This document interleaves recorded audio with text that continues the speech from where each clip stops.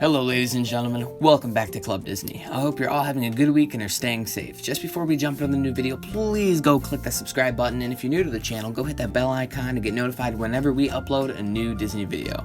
Now, sit back and relax as we bring you the 12 best Walt Disney World ride queues to wait in.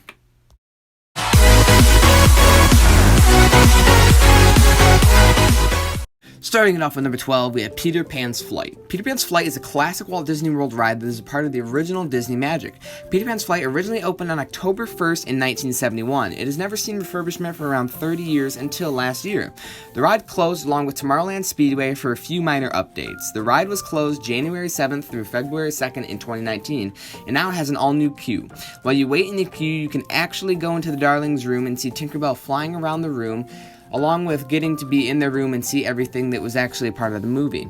You will really feel like you're about to journey into Neverland. The queue also allows guests to make hand shadows on the wall. When this is done, your shadow may or may not come to life.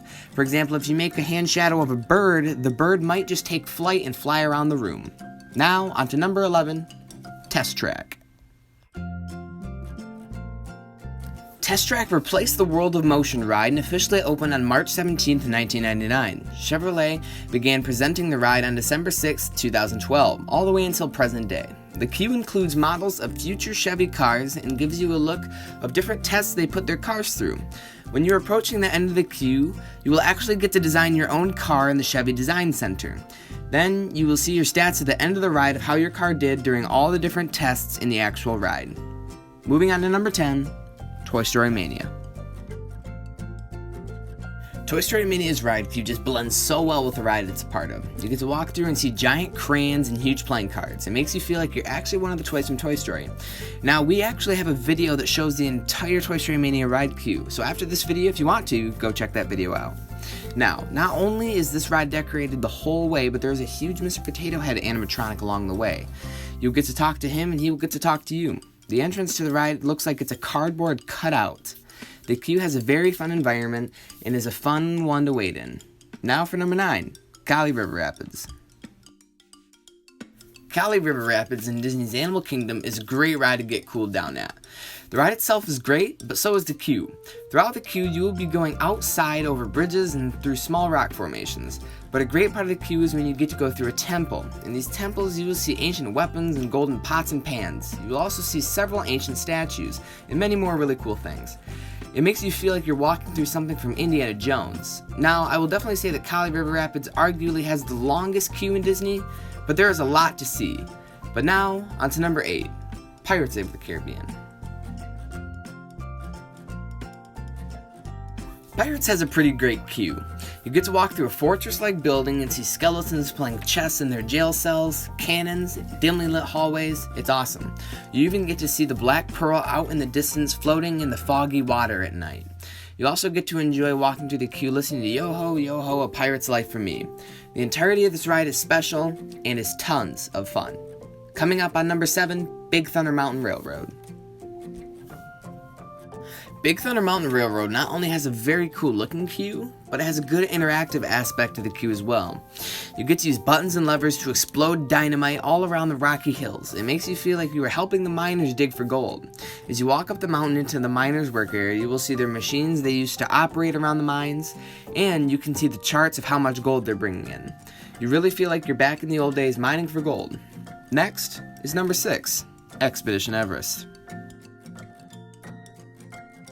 Expedition Everest has one of the best storytelling queues for sure. At the beginning, as you walk through small temples, you will see plenty of statues of the Yeti with money around it and different cloths decorating it. You can tell that the native people that live in Nepal around the mountain for sure not only think the Yeti is real, but I get the idea that they are giving gifts to him so he will stay away and not hurt them. You will also get to lay your eyes on all the hikers' offices that hold all their hiking gear and pictures of them up on the mountain. The whole queue is just so cool all the way up to where you board the train. On to number 5, The Haunted Mansion. The Haunted Mansion has one of the best interactive queues, no doubt. As you get to walk through the outdoor queue, you will get to play the instruments on the morgue walls. You will also get to raise the dead fisherman from his grave and hear him talk and make creepy noises. You will also get to see the pet cemetery. Also, fun fact, at the very top left in the back row of tombstones, you will see one for Mr. Toad, who is most known for Mr. Toad's Wild Ride, which was an old attraction at Disney until it was later replaced by Winnie the Pooh. As you make your way through the queue, make sure you read all the tombstones. Most of them have funny but dark things written on them. But if you look around, you'll see Master Gracie's grave, who was the owner of the mansion until his unexpected death when I'm sure you'll find out when you enter the stretch room and meet your ghost hosts. But for now, on to number 4, the Seven Dwarfs Mine Train. The Seven Dwarfs Mine Train for sure is one of the most beautiful ride queues, especially at night when you get to see all the gems in the mine and are glowing super bright. The queue also truly makes you feel like you are in a mine getting ready to go get some gems with the Seven Dwarfs. You can use touchscreens during this queue to sort all sorts of gems and put them in the correct places. But like I said before, make sure you try this ride at night so you can see all the gems and the entire mine lit up. Now number 3, Star Tours. Star Tours for sure gets the reward for the queue with the most animatronics. There's so much going on during the queue, so you'll never run out of things to watch. You can see R2-D2 on top of the ship you are about to take off in. You can see C-3PO up on a ledge talking to you in R2-D2, but it doesn't stop there. You can also watch a security bag check droid use a scanner to see what's inside of every suitcase. Also, when you are looking at the bag scanner, make sure you pay attention. You just might see the bag that has Indiana Jones' hat and whip inside. During this queue, you can also see several deactivated droids down below the platform you are walking on, along with Admiral Akbar up in the top control center near the ceiling in the room. Next is number 2, Flight of Passage. Flight of Passage has an awesome outdoor queue. You will get to walk around and see all of Pandora's alien plant life and see all of the floating islands. At night, you will see all the plants lit up and all the animals are making noises all around the land. But once you make it to the indoor part of the queue, you will get to enter a lab. Inside of this lab, you can actually see an actual avatar floating inside of a tank. It's a very cool experience. This is the only other time you'll get up close and personal to an avatar besides in Navi River Journey. Even though it has a longer wait time, the normal queue might be worth waiting through and getting to see everything. But now, it's time for number 1. The Tower of Terror. Tower of Terror most likely has the best storytelling queue in Disney World. In my personal opinion, the queue is the creepiest part of the whole experience. You walk into an abandoned haunted hotel where it looks like everybody got up and then just left. If you look on the counter, you can see where someone had a hat, coat, and suitcase and then all of a sudden just disappeared while checking in. The whole lobby is dusty and is covered in spider webs. It makes you feel like you just entered the real Twilight Zone and you haven't even boarded the service elevator yet. Then, you enter a study where you will watch an intro on the TV screen. The study is decorated perfectly.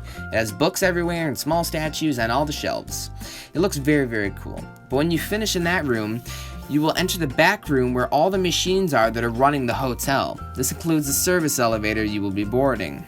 From beginning to end, this queue is just creepy, but so cool.